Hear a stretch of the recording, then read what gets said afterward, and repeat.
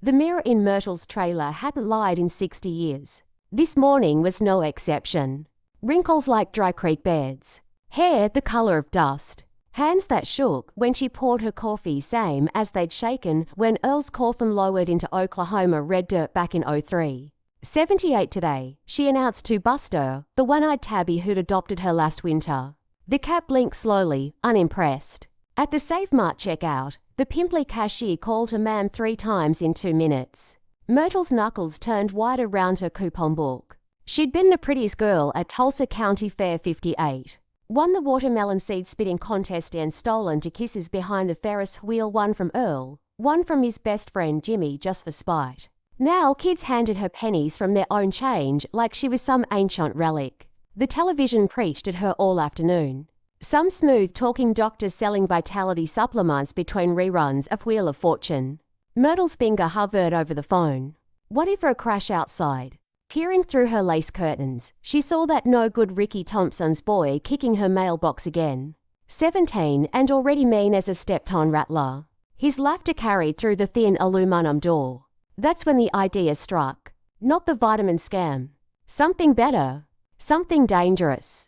She rummaged through the biscuit tin where she kept Earl's Old Things' rodeo buckle, a love note stained with motor oil, and the yellowed newspaper clipping she hadn't looked at in decades. Local teens vandalized Holy Ground tribe elders warn of cursed June 12, 1957. The photos showed 3 blurry figures running from a stone mound. One of them was a 15-year-old Myrtle in a checkered dress, laughing like the devil himself. Buster purred against her ankle as she dialed the only number from her past still connected.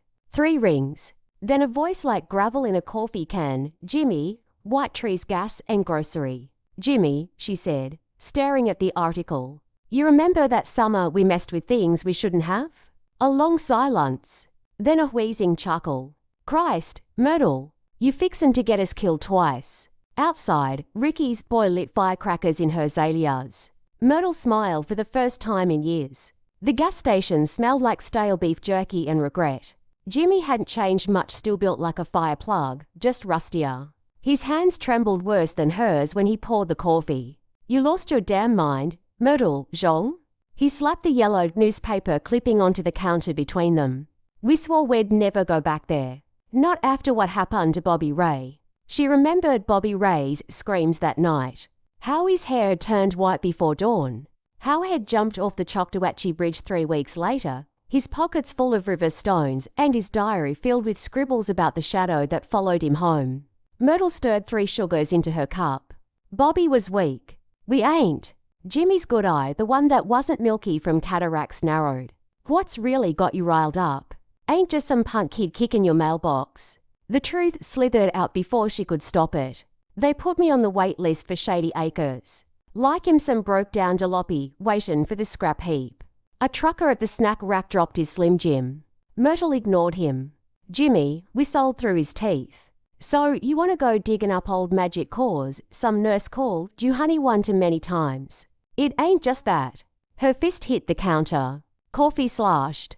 I'm tired of being invisible. Tired of hurting when it rains. Tired of her voice cracked.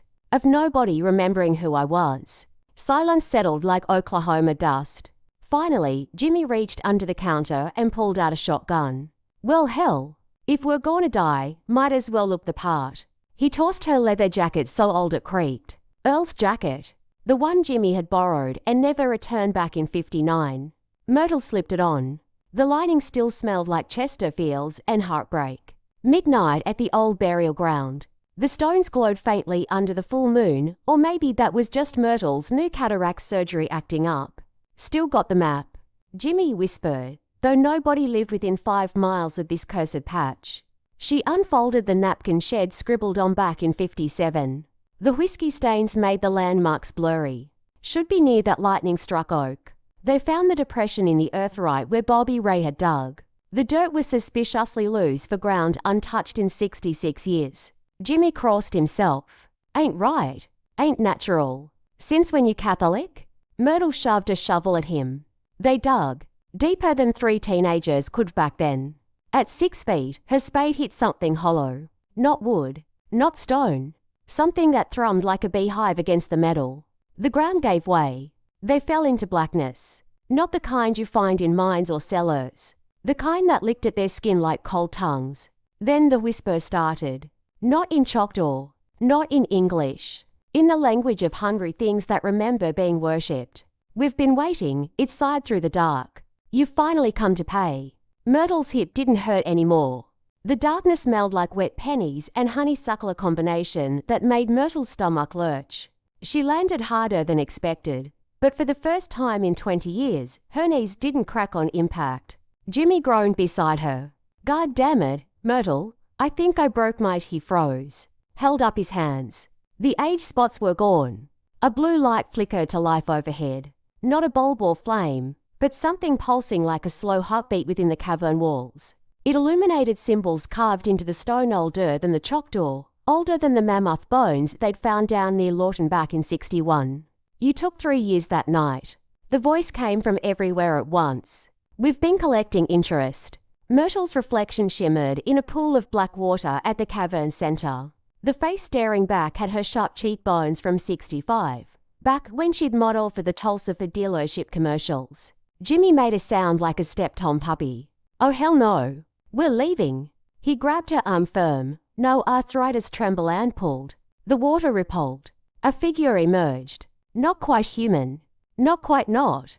It wore the shape of Jimmy's first wife Lucille, dead 30 years from breast cancer. But its smile had too many teeth. The terms are simple, it crooned in Lucille's smoke-rough voice. 1 year of youth for one memory. The good ones. Myrtle's mouth went dry. She remembered what Bobby Ray had whispered before the bridge. It takes the happy things first. Jimmy screamed when the thing touched him. Myrtle expected blood, but the creature just pressed 2 fingers to his temple. A golden thread pulled loose like melted taffy, the memory of Jimmy teaching his grandson to fish at Lake Eufaula. The boy's laughter evaporated as the thread snapped. Jimmy gasped, his stooped spine straightened with an audible pop. Liver spots faded like someone was wiping them away with an invisible rag. Son of a bitch, he breathed, flexing fingers that hadn't moved without pain since Clinton was president. The thing turned to Myrtle. You turn. She thought of Earl proposing by the oil derrick in '59, of her daughter's first steps, the way the carnival lights had reflected in Bobby Ray's eyes before no. She reached into her pocket instead, pulled out the Save Mart receipt from this morning. Take this one. The creature tilted its head. The cashier called me ma'am 3 times. She shoved the memory at it.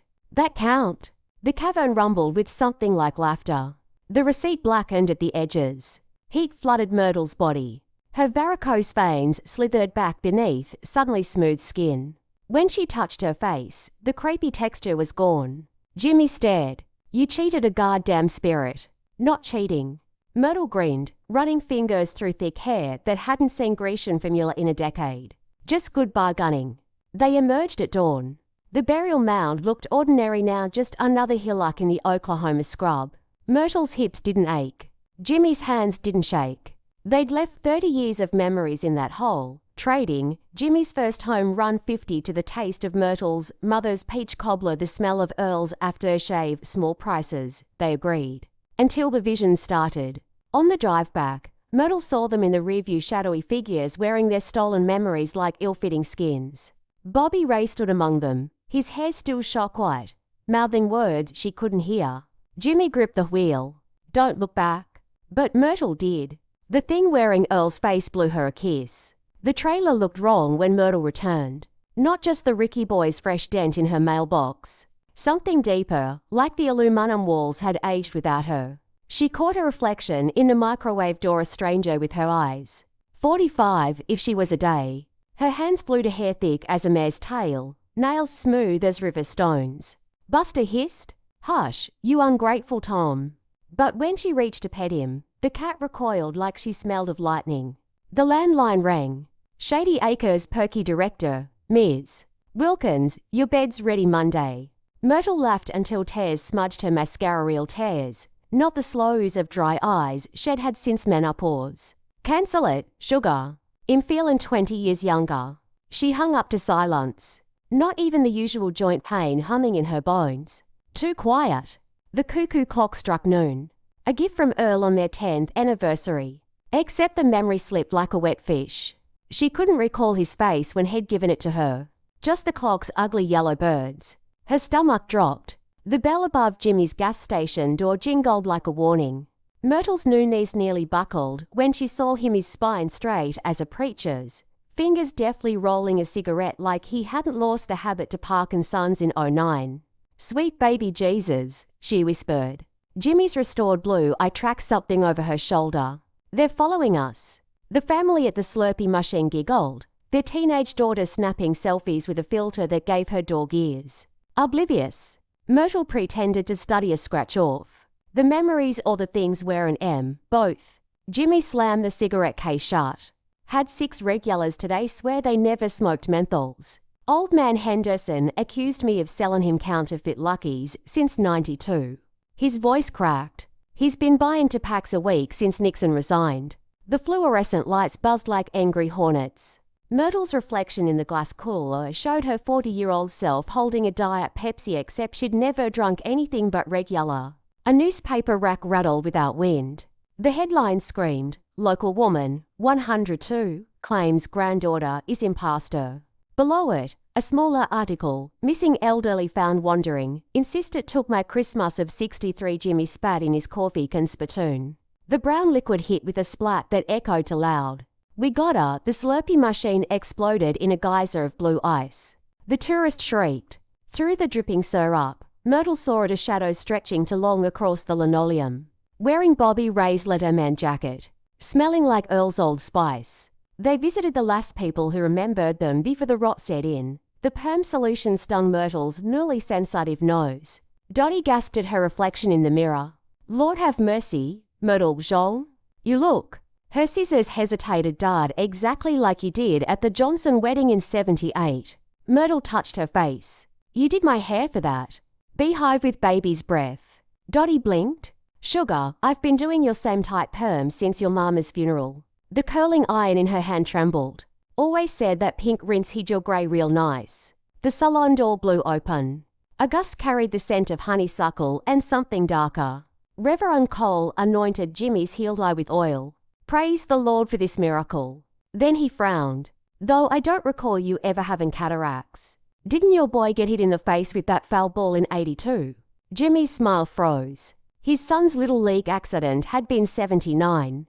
The year he'd stopped drinking. The year Lucille, a hymn book fell from the pew. Page 227, "Shall we gather at the river?" The exact song they'd sung at Bobby Ray's funeral. The pages were blank. The polished headstone reflected Myrtle's face wrinkled again. The thing wearing her youth leaned against the marble, picking at its nails with Earl's old buck knife. "Funny thing about mirrors," it drawled in her voice, but with Earl's cadence. "They show what's really there." At the Dairy Queen drive-through, their class song Earth Angel crackled through the speaker. Myrtle hummed until the chorus. Then nothing. The melody evaporated like breath on a cold morning. Jimmy white-knuckled the steering wheel. "It's talkin' more than we paid." The radio switched to static. Through the hiss, a voice whispered, 3 years' interest. Compounded daily. The burial mound pulsed under the moon like a rotten heart. No crickets. No coyotes. Just the thing wearing Earl's face, waltzing with a shadow in Bobby Ray's jacket. "Final offer," it crooned, extending a hand. The nails were Myrtle's, manicured like she'd worn them for the Ford commercial. "Your last good memory of him. We'll throw in."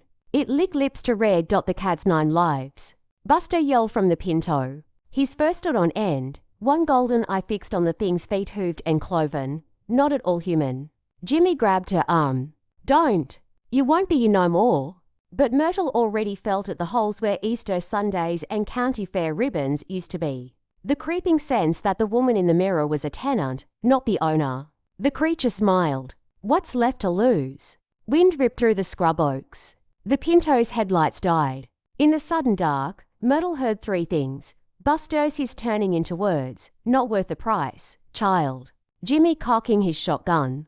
Her own voice, young and strong, whispering the first rule of Oklahoma poker, "When the deal goes sour, burn the damn table." She reached into her purse, pulled out the gallon jug of gasoline she'd filled at Jimmy's station, the matchbook from Dottie's salon, and the one memory she'd hidden even from herself the night she'd miscarried Earl's baby, and he'd held her until dawn, singing "You Are My Sunshine" off key. The creature recoiled. That one's no good. Too much sorrow. Myrtle struck the match.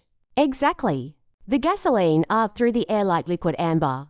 For one heartbeat, Myrtle saw her whole life reflected in those swirling fumes, the good, the bad, the stolen. No. The creature wearing Earl's face shrieked as the match fell. Fire exploded across the burial mound in a great whoosh. Not orange, but blue, burning harder than any natural flame. The shadows screamed. The thing that was not arrived. Its stolen memories peeling away like layers of burning wallpaper. Jimmy's grandson's first steps unraveling into smoke, the taste of Myrtle's mother's peach cobbler dissolving on the wind. Bobby raised lassane whisper. They always collect. Buster leapt from the pinto, his fur standing on end. Not a cat anymore, but something older, with eyes that held the first sunrise. He yelled in a language Myrtle suddenly understood. The land remembers what you forget. The fire reached the creature's core, a pulsing, rotten thing like a tumor made of honeysuckle vines. It burst. Light. Myrtle woke to the smell of instant oatmeal and antiseptic. Her hands wrinkled again, but hers gripped the rails of a hospital bed. Jimmy snored in the visitor's chair, his cataracts milky once more. On the windowsill, a one-eyed tabby licked its paw. Nurse. The aide bustled in, her scrubs printed with cartoon horses. You're awake. Gave us quite a scare, Ms. Wilkins. Myrtle's tongue felt thick. How long? 3 days. You and Mr. Whitetree were found out by the old Choctaw burial grounds. The aide lowered her voice. Some kid said you were on fire, but there wasn't a mark on you. The TV played Wheel of Fortune. The same vitality supplement ad. Myrtle laughed until she cried. The Save Mart cashier blinked at Myrtle's tight perm and pink rinse. Ma'am, your total is $6.78. Myrtle counted out exact change, her knuckles aching gloriously. Outside, Ricky Boy kicked her new mailbox. She let him. Buster purred from the passenger seat of her rusted pinto. The rearview mirror showed nothing but open road and the occasional tumbleweed. No shadows. No borrowed youth. Just the sun heart and honest bleaching the Oklahoma dirt, white as bone. At the stoplight, the radio played You Are My Sunshine. Off key. Myrtle sang along.